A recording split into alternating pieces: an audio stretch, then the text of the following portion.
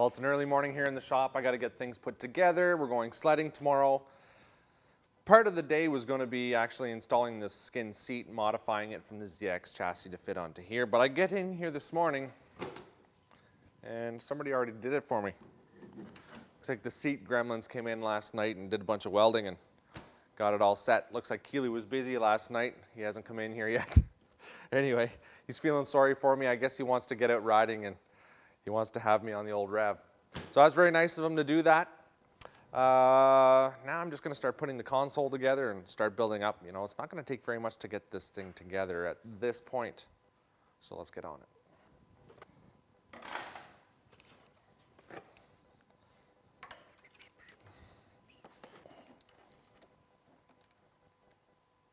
got my ground wire off. And that's no good.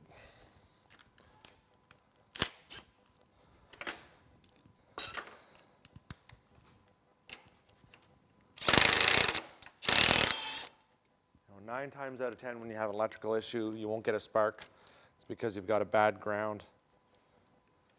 And I'd put this ground on and then I took it off because I had to move the wiring around. And that was going to cause an issue, so I'm glad I got it.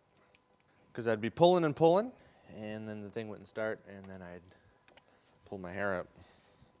All right.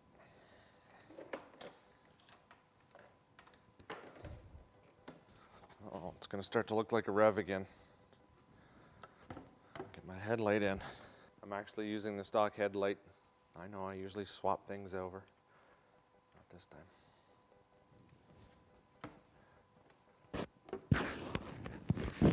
I'm going to go with what's on the sled. Oh, looks just like a Rev now, man. Sweet. Plug my headlights in.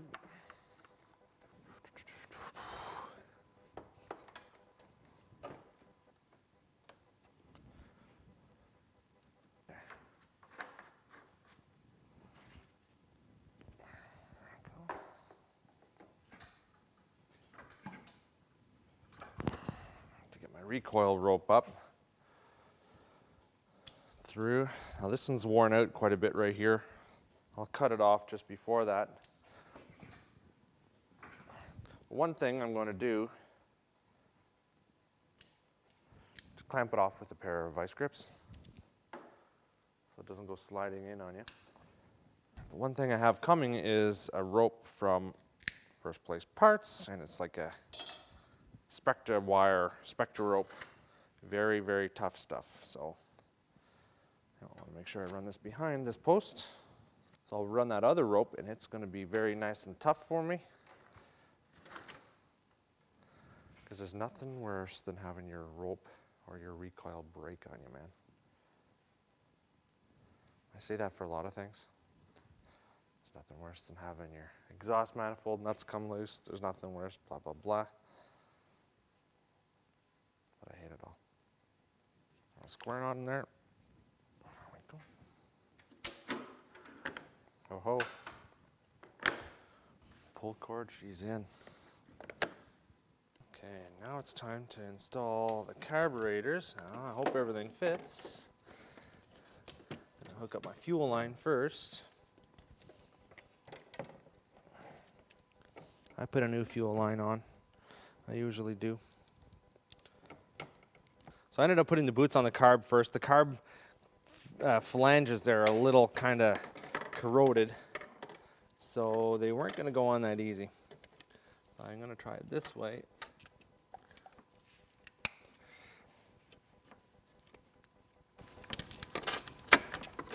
There's the back. There's that one. There we go. Everybody laughs at my big long screwdriver. That's pretty darn handy. Go. My coolant line on. I'm just going to leave this valve open. That's for your carb heater. I'm going to leave that open just so I can get the coolant through there when I flush or try to purge the system of air. Throttle.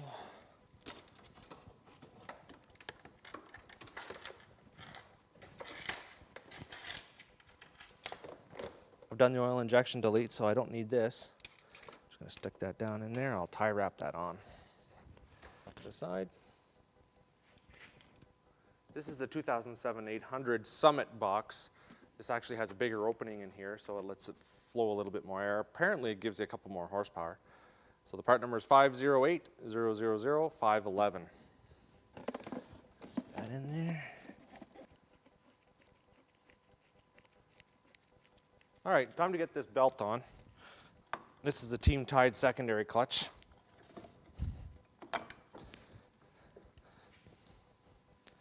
Make sure my deflection is bang on. I don't want to wear down this belt.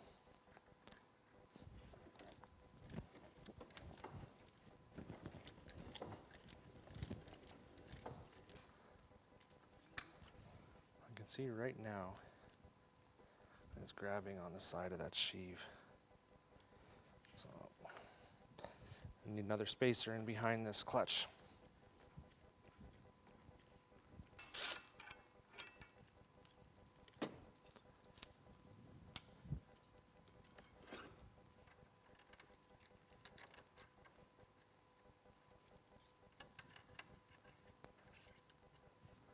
Try that.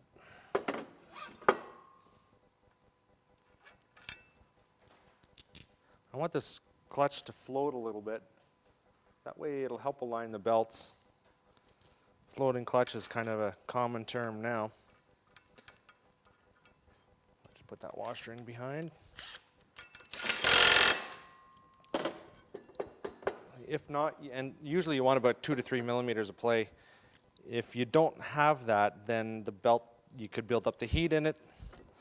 Heat makes belts break down pretty fast. So I'll try this now. Now that deflection, that's too tight. There's not near enough deflection on that. I'm going to loosen this up. And setting the deflection is actually really simple on these clutches.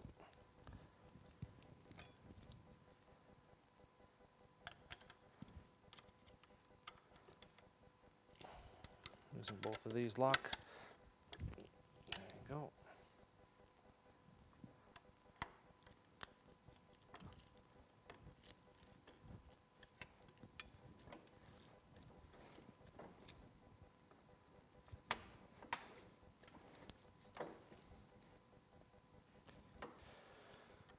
I'm going to try that,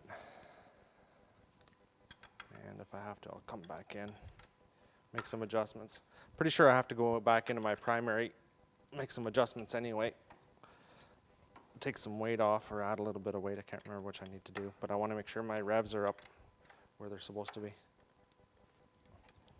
Because we want to go riding tomorrow and we want to get going, I'm going to just reconnect these old school bars here. And then when I get back, we'll reconnect the other ones. We'll install the new bars.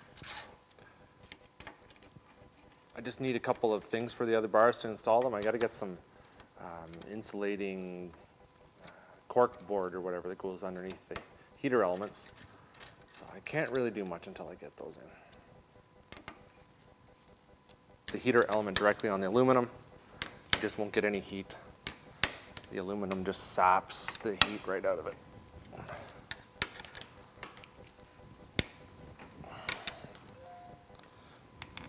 Ah, check out those rocks risers. Awesome looking. No spark. Tore everything apart. Tried a different MPEM. Tried all kinds of different things. And it turns out that there are two plugs in this thing that are exactly the same, and you can screw them up. I put the wrong one into the computer and then the wrong one into another thing. So as soon as I changed those, I had spark. So I'm going to run with these old bars for now because I don't have time to rewire it because we're going sledding tomorrow. So now the rush is on. Get this thing done in the next 3 hours. Oh boy. Okay. So basically the plan is this. We've only got about a week left of sledding, and then I'm off on vacation for a little while, and by the time I get back, there's probably not going to be any snow left here. So I just want to get this together now, do as much riding as I can, then I'm going to come back, change a whole bunch of things up, make a whole bunch more videos for you guys, and we're going to Gaspé, Quebec, because their season runs into April there. Going to do some sledding there, and then do some more riding somewhere else. And I'm not going to say where yet, because I don't want to jinx it. But I think we have something pretty cool lined up with a pretty popular rider. So anyway, like I said, I don't want to jinx it. So we're going to see how all that lines up. And hopefully it works out in our favor. I'm not going to like these bars, I know it. But one thing I like to use, you've seen me use it before, is this reflective shielding.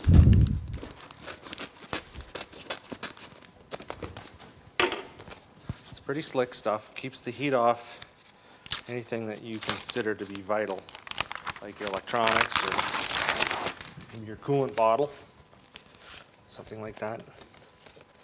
I generally jam it down.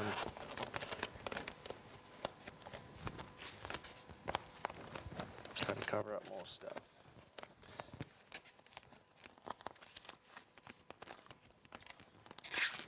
I want to be able to see how much coolant I have.